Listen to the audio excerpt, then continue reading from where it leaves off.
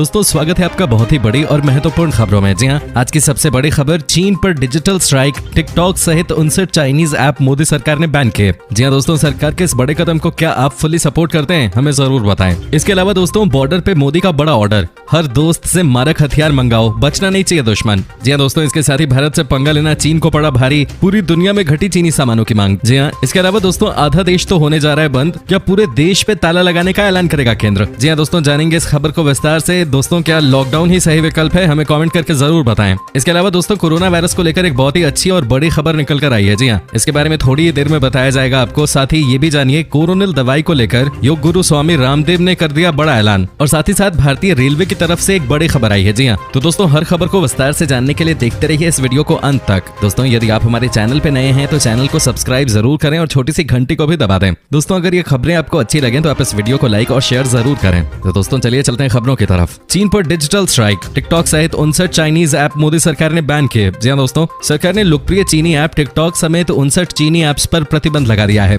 इन चीनी ऐप्स से निजता की सुरक्षा का मामला माना जा रहा है। टिकटॉक के अलावा जिन अन्य लोकप्रिय ऐप्स को बैन का सामना करना पड़ा है उनमें शेयरइट, हेलो, यूसी ब्राउजर, लाइकी और वीचैट समेत कुल 59 ऐप शामिल हैं। सरकार की ओर से जारी आदेश के अनुसार सरकार उन 59 मोबाइल ऐप्स पे बैन लगा रही है क्योंकि उपलब्ध जानकारी के मद्देनजर वे उन गतिविधियों में लगे हुए हैं जो भारत की संप्रभुता और अखंडता, भारत की रक्षा, राज्य की सुरक्षा और सार्वजनिक व्यवस्था के लिए पूर्वाग्रहपूर्ण है। सरकार की ओर से कहा गया कि डेटा सुरक्षा से जुड़े पहलुओं और 130 करोड़ भारतीयों की गोपनीयता की सुरक्षा को लेकर चिंताएं बढ़ गई थी। हाल ही में ये देखा गया है कि इस तरह की चिंताओं से हमारे देश की संप्रभुता और सुरक्षा को भी खतरा है। आइए बात करें अगली बड़े खबर की। बॉर्डर पे मोदी का बड़ा ऑर्डर, हर दोस्त से मारक हथियार मंगाओ, बचना नहीं चाहिए दुश्मन। जी हाँ दोस्तों, इजराइल ने कारगिल जंग के दौरान भी भारत को तेजी से मारक हथियार उपलब्ध कराए थे। चीन के साथ तनाव के बाद भी इजराइल अपने मित्र भारत को कई ऐसे मारक हथियार देने वाला है जिसका जवाब चीन के पास नहीं होगा। भारत का पुराना मित्र रूस जल्द ही भारत को मिसाइल डिफेंस सिस्टम S-400 मुहैया कराएगा। रक्षा मंत्री राजनाथ सिंह के मॉस्को दौरे के दौरान रूस जल्दी ही इस सिस्टम को उपलब्ध कराने पर सहमत हो गया। रूस ने भी S-400 की जल्द आपूर्ति का वादा कर दिया है। चीन के साथ तनाव को देखते हुए इजराइल इस बार भी भारत को डिफेंस सिस्टम देने को तैयार है और इसे लद्दाख में तैनात किया जाएगा। सूत्रों ने बताया कि इजराइल से जल्द ही ये मारक हथियार भारत को मिलने वाले हैं। इजराइल से बराक 8 मिसाइल डिफेंस सिस्टम के लिए भारत लंबे समय से बात कर रहा था। ऐसे में भारत ने टैंक के गोलों से लेकर लड़ाकू विमानों से गिराए जाने वाले बम तक की आपूर्ति जल्द करने का आग्रह किया है। सेना ने भी एंटी टैंक मिसाइल की मांग की है। रूस इन सभी हथियारों की जल्दी आपूर्ति करने वाला है।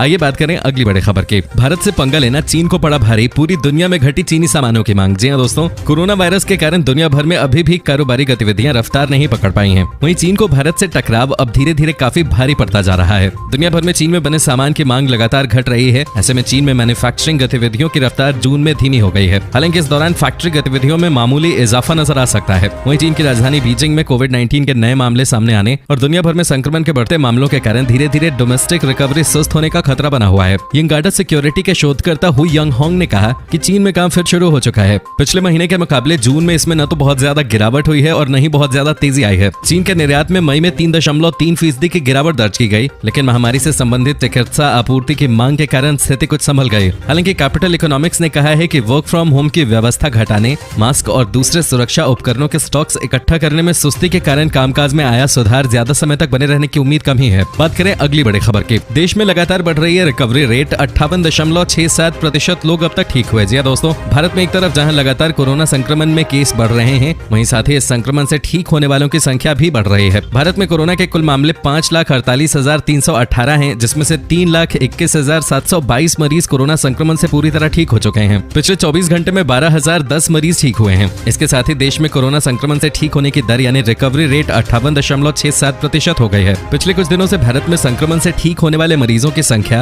एक्टिव पेशेंट्स यानी जिनका इलाज चल रहा है उनसे ज्यादा है। भारत में सोमवार तक कोरोना संक्रमण के 2,10,120 एक्टिव केस थे, जबकि 3,21,722 ठीक हो चुके हैं। इन दोनों के बीच 1,11,602 का अंतर है और यह अंतर लगातार बढ़ता जा रहा है। भारत में जहां रिकवरी रेट बढ़ रहा है तो वहीं मृत्यु दर में गिरावट देखी जा रही है। इस समय भारत में मृत्यु दर 3% है। भारत सरकार के मुताबिक बाकी देशों की तुलना में भारत में हालात ठीक हैं और मृत्यु दर भी कम है। आइए बात करें अगली बड़ी खबर की। भारत का अचूक हथियार है अग्नि, नहीं है इसका कोई तोड़, बटन दबाते ही चीन में तबाही। जी हां दोस्तों, भारत का सबसे खतरनाक हथियार न्यूक्लियर डिटरेंट अग्नि 5 मिसाइल सिस्टम। 5000 किलोमीटर की मारक क्षमता वाला यह मिसाइल सिस्टम परमाणु हथियार ले जा सकता है। अग्नि अग्नि 5 कितना खतरनाक है इसका अंदाजा इस बात से लगाया जा सकता है कि इसकी मारक क्षमता के दायरे में पूरा चीन आ सकता है। यानी अगर भारत ने अग्नि 5 का इस्तेमाल किया तो चीन के किसी भी इलाके को टारगेट किया जा सकता है। रक्षा विशेषज्ञों का कहना है कि इस मिसाइल से बीजिंग, शंघाई, ग्वांगझाओ और हांगकांग जैसे शहरों को निशाना बनाया जा सकता है। चीन के ये शहर राजनीतिक और औद्योगिक नजरिए से बेहद खास हैं और अग्नि 5 समेत भारत की मिसाइलें अगर लद्दाख या गुवाहाटी से पूर्वोत्तर इलाकों से दागी गईं तो ये पूरी तरह से तबाह हो सकते हैं। मिसाइल मध्यम दूरी तक मार करने वाली है और इसकी मारक क्षमता 3500 किलोमीटर है। इसकी लंबाई 17 मीटर, व्यास 2 मीटर और वजन करीब 50 टन है। इसमें 2 स्टेज का प्रोपेलेंट सिस्टम है और ये 1.5 टन के हथियार को ले जाने में सक्षम है।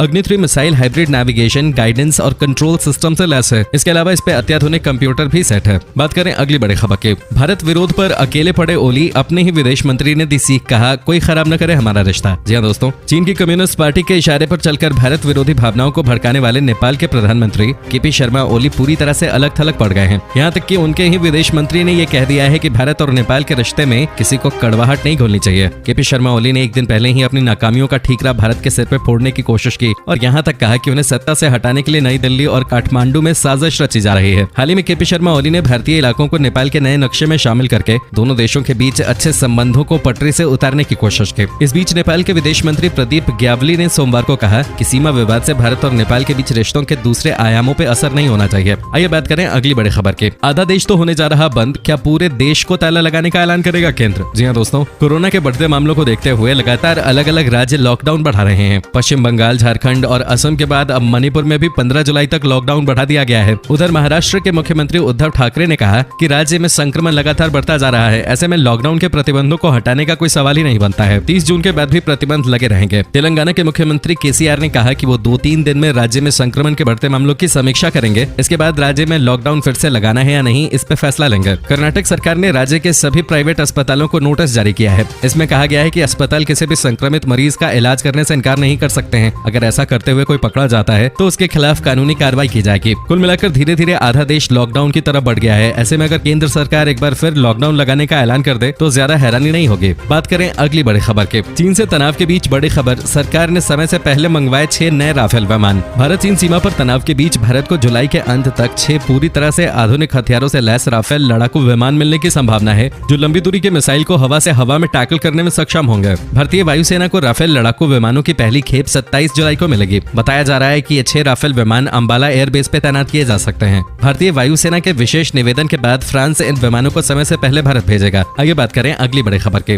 रेलवे ने स्पेशल ट्रेनों के लिए शुरू की तत्काल टिकट बुकिंग सेवा। जी हां दोस्तों, भारतीय रेलवे ने घोषणा की है कि 29 जून से तत्काल कोटा में टिकटों की बुकिंग शुरू हो गई है। इसके तहत 230 स्पेशल ट्रेनों के लिए बुकिंग की जा सकेगी। इसकी जानकारी कल शाम को ट्वीट करके रेलवे के एक वरिष्ठ अधिकारी शिवाजी एम सूतार ने दी थी। शिवाजी ने अपने ट्वीट में लिखा था, सभी स्पेशल ट्रेनों के लिए तत्काल बुकिंग 29 जून 2020 से शुरू हो जाएगी। इन ट्रेनों की यात्रा 30 जून मंगलवार से शुरू होगी। सोमवार को उन स्पेशल ट्रेनों के लिए तत्काल बुकिंग शुरू हो चुकी है जो मंगलवार से चलेंगे। जो भी यात्री तत्काल कोटा के तहत टिकट बुक कराना चाहते हैं उन्हें एसी कोच के लिए सुबह 10 बजे से टिकट बुक करनी होगी, जबकि स्लीपर कोटा के लिए सुबह 11 बजे से टिकट बुक करनी होगी। ये टिकट IRCTC की वेबसाइट या फिर मोबाइल ऐप के जरिए बुक किए जा सकते हैं। हमेशा की तरह ही तत्काल टिकट सामान्य टिकट के मुकाबले महंगे होंगे। बात करें अगली बड़ी खबर की। कोरोनिल दवाई को लेकर योग गुरु स्वामी रामदेव ने कर दिया बड़ा ऐलान। जी हां दोस्तों, योग गुरु स्वामी रामदेव ने एक टीवी कार्यक्रम में दावा किया कि वो पतंजलि की कोरोना वायरस की दवाई कोरोनिल को मुफ्त में मरीजों तक पहुंचाने के लिए तैयार हैं। उन्होंने कहा 300 से 500 रुपए की एक गोली बना रहे हैं एलोपैथी वाले कोरोना के लिए और उनकी दुकानदारी चल रही है। मुझे अपनी दुकानदारी नहीं चलानी, मैं कोरोना के सभी रोगियों को मुफ्त में दवा देने के लिए तैयार हूँ।